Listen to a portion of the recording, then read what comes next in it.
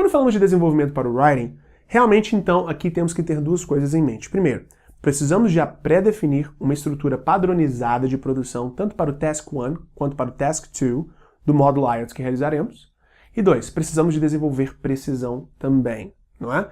Então com esses dois pontos, precisão gramatical e pré-estruturação padronizada das suas produções, você tem um desenvolvimento sólido para o exame. E bom, qual é a estrutura, não é, que podemos seguir para o Task 1? Bom, quando falamos de IELTS Academic, nós precisamos de, na nossa produção, explicar três coisas, expressar três coisas. Primeiro, a nossa habilidade de síntese. Segundo, a nossa habilidade de seleção. E terceiro, a nossa habilidade de comparação. O que seria síntese?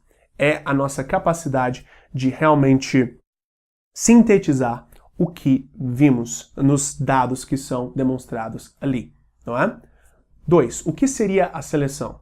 A nossa capacidade de selecionar o joio do trigo, separar o joio do trigo, destacar as informações que realmente se destacam. Então, por exemplo, se você tem no tema Task 1 um gráfico que mostra os níveis de exportação da Inglaterra entre 1995 e 2005, você vai ver um padrão, um average, não é?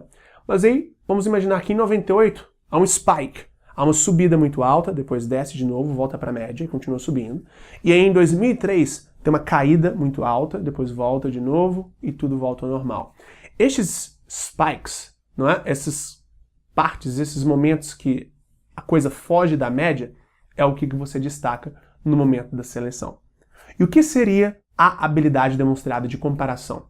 É você conseguir comparar esses elementos que você destacou em sua seleção entre si, não é? Então, por exemplo, comparar 2003 com 98, não é? Considerando que foram nesses 2 anos que você teve esse destaque, não é? Essa diferenciação da média. E comparar também estes pontos que se destacaram com a média em si. Então, quando você compara esses dois elementos, você realmente tem a capacidade de não somente demonstrar, não é, a sua capacidade de verificar o que cada um dos dados realmente fala e representa, mas também tem a capacidade de demonstrar como que esses dados individuais relacionam-se. Quando estamos falando de Writing Task 1 no General Training, estamos falando de uma carta. O seu destino define o tom da sua carta. O que isso significa? Que você realmente terá que respeitar o nível de formalidade, considerando o destino.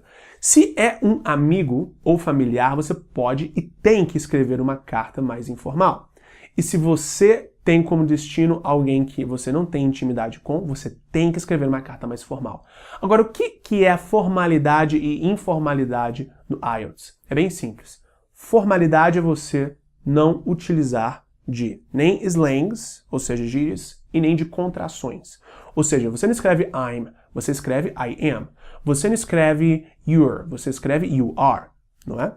E informalidade é você utilizar de contrações. Slangs, gírias, não são utilizados em nenhum dos dois contextos.